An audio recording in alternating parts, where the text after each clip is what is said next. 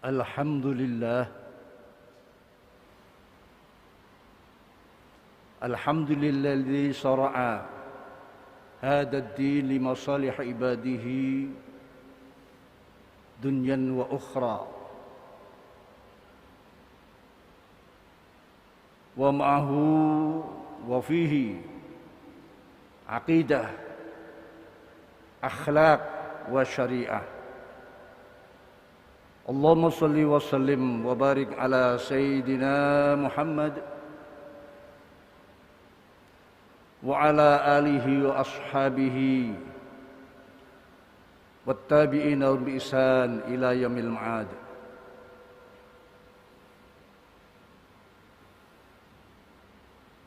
Qala Allah Ta'ala fi kitabil karim, a'udzu billahi minasy syaithanir rajim.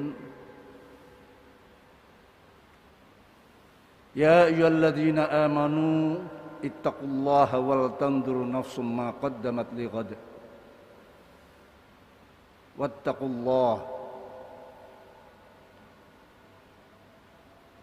innallaha bima ta'maluna khabir.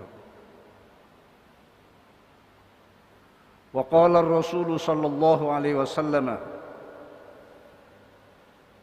la dina liman la akhlaqa lah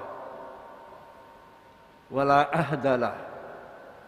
Al-hadis atau kama qala Rasulullah sallallahu alaihi wasallam. Amma ba'd. Fa ya ibadallah wa ya ayyuhan nas usikum wa nafsi bi taqwallah. Ittaqullaha ta'ala wa athi'u. Ittaqullaha haitsu ma kuntum. Ittaqullaha fis sirri wal 'alan. Ittaqullaha mastata'tum. Wa'lamu annallaha yuhibbul muttaqin. Saudaraku kaum muslimin, sidang Jumat Al-Mujammi'in fi Masjid Al-Akbar Surabaya, rahimakumullah jami'an. Yang saat ini kita masih dalam ujian Allah, yang kita belum tahu kapan berakhirnya ujian ini.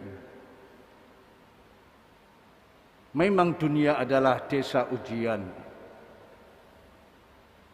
Dunia adalah darut taklif, darul imtihan. Semoga dengan ujian ini iman kita makin tebal, makin meresapi dan memahami untuk apa kita diciptakan oleh Allah di dunia ini. Pendengar suara Masjid Al-Akbar rahimakumullah jami'an wal mujammi'in rahimakumullah. Judul agama mengedepankan etika atau selalu bersama dengan etika. Karena etika adalah merupakan pondasi utama di dalam agama kita. Yang tidak akan pernah terpisahkan antara etika dan agama. Agama itu adalah etika, al-muamalah. Al-muamalah bainallah wa baina abdih. Muamalah bainal abdi wa ghairi wa khalqih wan nasi ajma'in. Oleh karena itulah Rasulullah sallallahu alaihi wasallam diutus untuk menyempurnakan etika, moral, akhlak.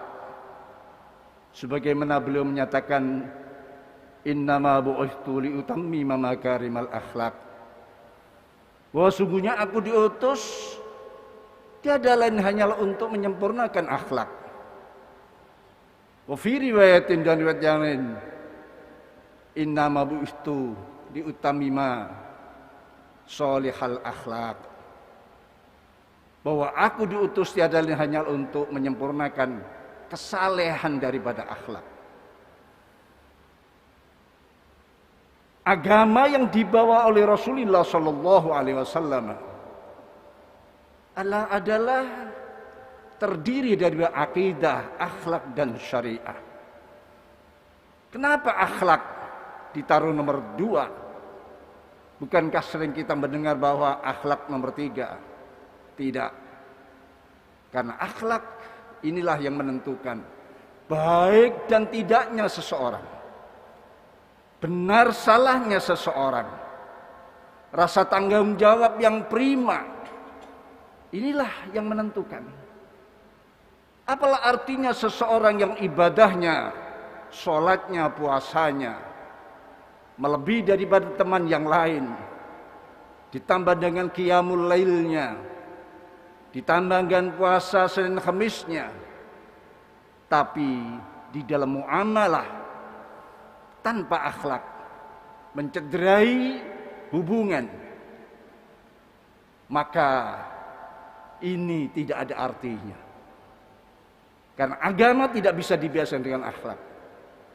Seorang yang mutadayyin, sebagai pemeluk agama, bahkan mengaku sebagai pemeluk yang betul-betul menampakkan syiar agamanya dengan sholat dan puasanya, namun manakala dia berhadapan dengan sesamanya, mencederai, menyakiti, bahkan dia di dalam menerapkan agama tanpa menertibkan al-aham thummal aham, mana sebenarnya yang penting, melihat situasi dan kondisi, maka itu dia hanya disebut orang yang beragama tapi tidak berakhlak. Berarti cacat agamanya. La dina liman la akhlaqalah. Begitulah bunyi sabda Rasulullah Shallallahu Alaihi Wasallam. Tidak dianggap orang yang beragama manakala dia tidak memiliki akhlak, etika di dalam penerapan agama itu.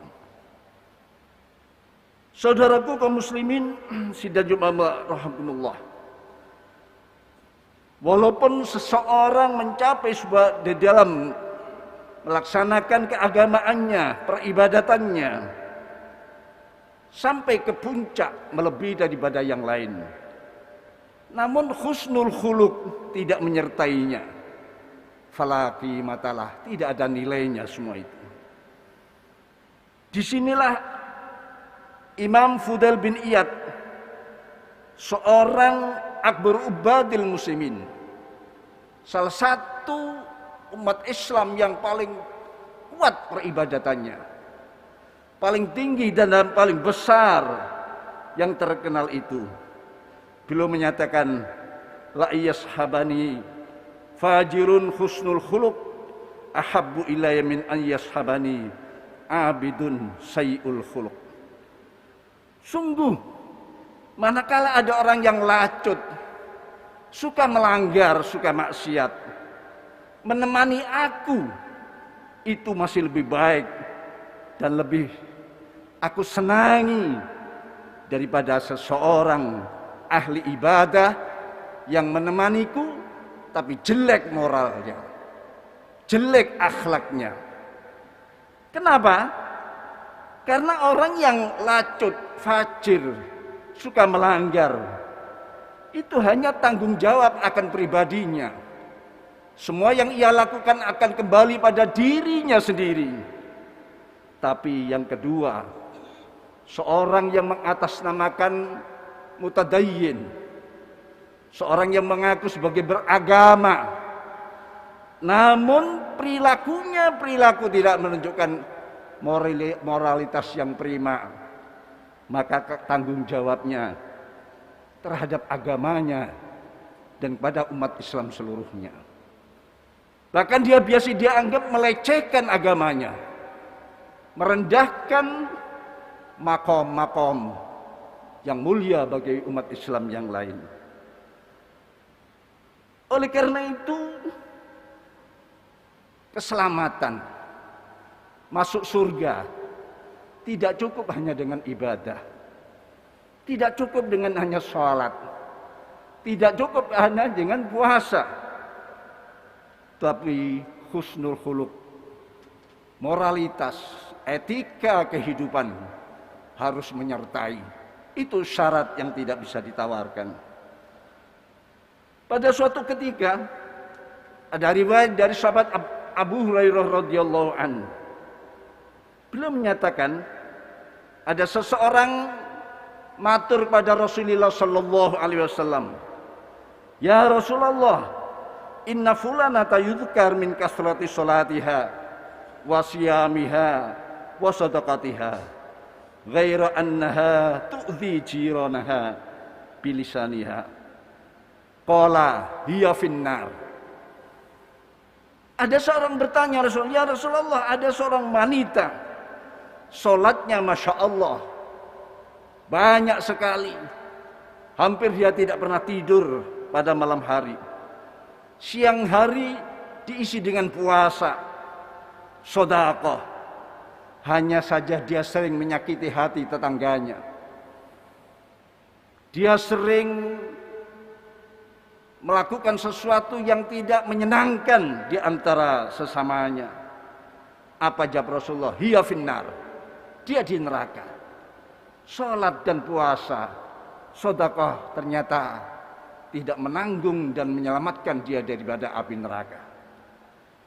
Lalu bertanya, "Ya Rasulullah, fa inna fulanata yudhkar min qillati syamiha wa sadaqatiha wa salatiha wa innaha tatasaddaqu bil athwar minal akid tapi wala tu'dhi jiranaha bilisaniha qala hiya fil jannah." Rawahu Ahmad.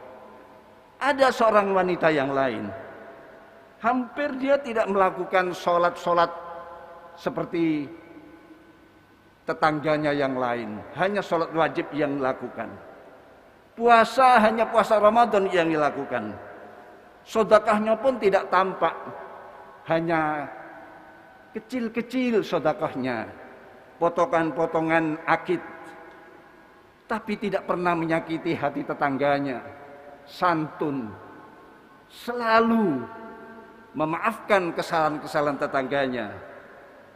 Jawab Rasulullah, hiya fil jannah, dia di surga. Saudaraku, oleh karena itu mestinya sholat yang kita lakukan, puasa yang kita lakukan selama ini, sedekah melahirkan manusia-manusia yang peduli, manusia-manusia yang mendahulukan kepentingan-kepentingan orang lain, manusia-manusia yang santun, manusia-manusia yang bermuamalah secara baik. Oleh karena itu sebuah dakwah itu mengajak bukan mengejek, merangkul bukan memukul, menyayangi bukan menyaingi, mendidik bukan membidik, membina bukan menghina, mencari solusi bukan mencari simpati, membela bukan mencela. Itulah hakikat daripada Islam, saudaraku. Oleh karena itu perlu kita terus menggali dan mempelajari agama ini secara baik, agar bagaimana dakwah Islamiyah yang disertai moralitas yang tinggi ini betul-betul menarik, melahirkan sebuah simpati yang kuat untuk umat, sebagaimana yang telah dilakukan oleh pendahulu-pendahulu kita. Ulama menyatakan, inna quluban nas wahsyiyah faman yata'allafaha aqbalat alaihi. Hati manusia itu asing antara satu dengan yang lain, kecuali yang sudah ada persamaan padanya. Namun hati-hati mereka yang merasa asing bisa dilunakkan dan akhirnya menjadi taklif, menjadi ta'alluf, menjadi suatu ikatan yang kuat, manakala kesantunan, etika, moral yang prima ini yang didahulukan. Ada suatu cerita dalam sebuah hadis, sahabat Abdullah bin Amr bin Al-As radhiyallahu anhu di saat duduk-duduk bersama Rasulullah sallallahu alaihi wasallam pada suatu ketika, Rasulullah bersabda, "Yattali'u 'alaikum al-'abadu min ahli jannah." Fatala rajul ansar tantifu ikhyatahu min wudu'ihi faqad ta'allaqa a'lai fi yadihi al-shimal. Falamma kana al-ghad qala Nabi sallallahu alaihi wasallam misla dhalik. Fatala dhalika rajul misla marrah ula. Falamma kana al-yawm tsalis qala Nabi sallallahu alaihi wasallam misla ma qalati aidan. Fatala dhalika. Suatu ketika Rasulullah di hadapan sahabat menyatakan, akan muncul di tengah-tengah sekalian seorang ahlu surga, seorang penduduk surga. Tiba-tiba muncul salah satu sahabat Ansar. Dia baru saja melakukan wudhu, masih membersihkan air di wajahnya, sedangkan tangan kirinya menenteng terompahnya. Kemudian besoknya Rasulullah bersabda seperti itu lagi. Dan yang muncul lagi-lagi salah satu sahabat Ansor yang kemarin itu. Hal itu terjadi sampai 3 kali. Akhirnya sahabat Abdullah bin Amr al-As ini ingin mengetahui dan menyelidiki apa kelebihan keistimewaan sahabat yang disebutkan min ahlul jannah ini, penduduk surga ini. 3 hari 3 malam dia mengampingi, ingin tahu apa saja amalan kerjakan. Ternyata tidak melihat sedikit pun sholat di tengah malam, puasa di tengah hari. Hanya saja di tengah malam manakala dia terbangun dari tidurnya, hanya mengucapkan dzikir pada Allah, membaca subhanallah, membaca alhamdulillah, lalu tidur lagi sampai subuh datang. Akhirnya ditanyalah orang tersebut oleh sahabat Ansor tersebut oleh sahabat Abdullah bin Amr bin As.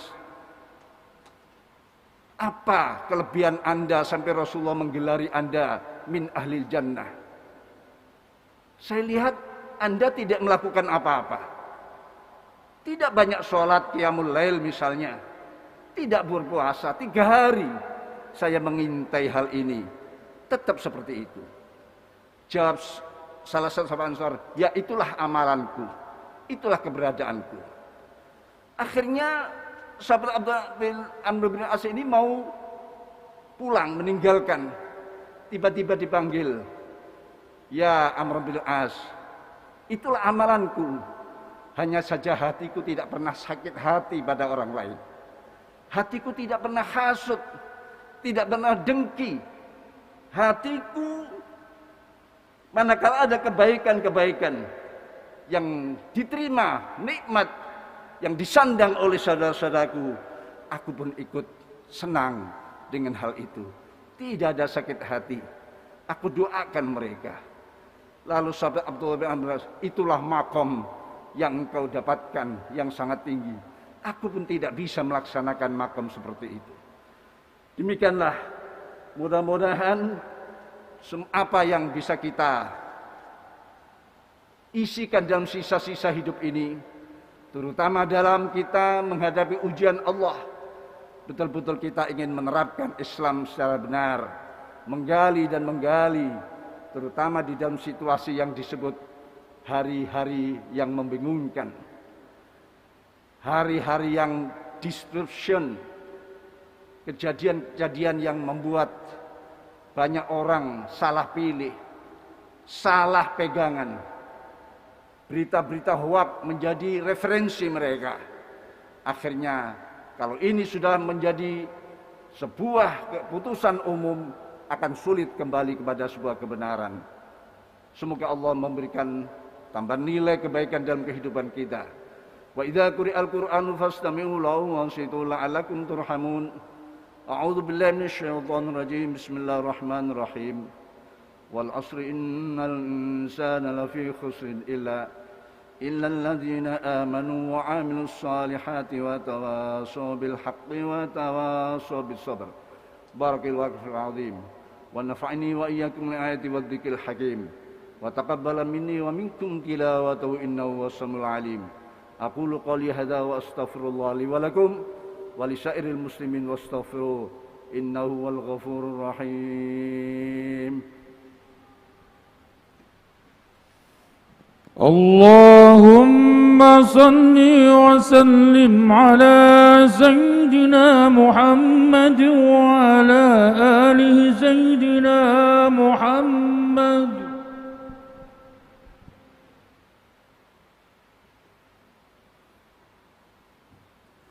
Alhamdulillah. Alhamdulillah nahmaduhu wa nasta'inuhu wa nastaghfiruh. Wa na'udzu billahi min shururi anfusina min sayyiati a'malina. May yahdihillahu fala mudilla lahu wa may yudlilhu fala hadiya lahu. Wa asyhadu an la ilaha illallah wahdahu la syarika lah. Al-Malikul Haqqul Mubin. Wa asyhadu anna sayyidina Muhammadan 'abduhu wa rasuluh. As-Sadiqul Masduqul Amin. Allahumma salli wa sallim wa tafaddal wa takarram ala sayyidina Muhammad wa ala alihi wa ashabi wa man timsan yaumiddin warhamna ma'am bi rahmatika ya arhamar rahimin. Amma ba'd fa ya ibadallah wa ya ayyuhan nas usikum wa iyaya bi taqwallah. Ittaqullaha ta'ala wa ati'u. Ittaqullaha haitsu ma kuntum. Ittaqullaha fis sirri wal 'alan. Ittaqullaha mastata'tum. Ittaqullaha haqqa tuqatih wa la tamutunna illa wa antum muslimun. Wa'lamu anna yuhibbul muttaqin. Wa'lamu anna yuhibbul muhsinin.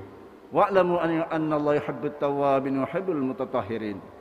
Wa'lamu anna amarakum bi amrin bada fi bi nafsihi wa thana bil malaikatil muqaddas bi su'qudsi.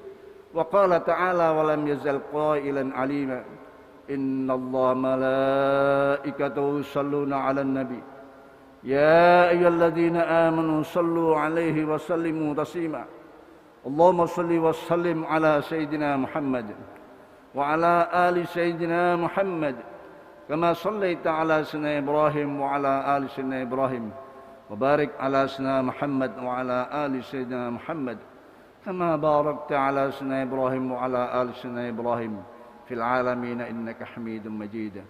اللهم ارض عن الخلفاء الراشدين الذين قضوا بالحق وكانوا بيعدلون أبي بكر وعمر وعثمان وعلي وعن الستة المتممين للعشرة الكرام وعن جميع الصحابة أجمعين وعن التابعين وتابع التابعين ومن دم بإحسان يوم الدين وارحمنا من برحمتك يا أرحم الراحمين. اللهم اغفر للمؤمنين والمؤمنات والمسلمين والمسلمات الحياء منهم والأموات ويا غافر الذنوب والسيئات ويا غافر الذنوب والسيئات ويا غافر الذنوب والسيئات. اللهم أعز الإسلام والمسلمين وأهلك الكفر الرافضة والمبتدع المشركين وأعلي كلمتك يوم الدين واهدم أعداءك أعداء الدين من المستشرقين والمستعمرين والكافرين والمعاندين والملحدين. اللهم ادفع عنا البلاء يا الله وارفع عنا الوباء والطاعون وكوفيد 19 والبلايا والمحن والزلازل ما ظهر منها ما بطن في بلادنا إندونيسيا هذه خاصة ومن سائر بلدان المسلمين عامة كغزة ويمن وأفغانستان وسوريا وصوماليا وغير من بلدان المسلمين عامة خصوصا عن بلدتنا سورابaya هذه يا رب العالمين. ربنا آتنا في الدنيا حسنة وفي الآخرة حسنة وقنا عذاب النار. وصلى الله على سيدنا محمد النبي وعلى آله وصحبه وبارك وسلم والحمد لله رب العالمين. عباد الله إن الله يأمر بالعدل والإحسان وإيتاء ذي القربى وينهى عن الفحشاء والمنكر والبغي يعظكم لعلكم تذكرون واذكروا ذكركم واشكروا على نعمه يزدكم ولذكر أجل وأعظم وأكبر.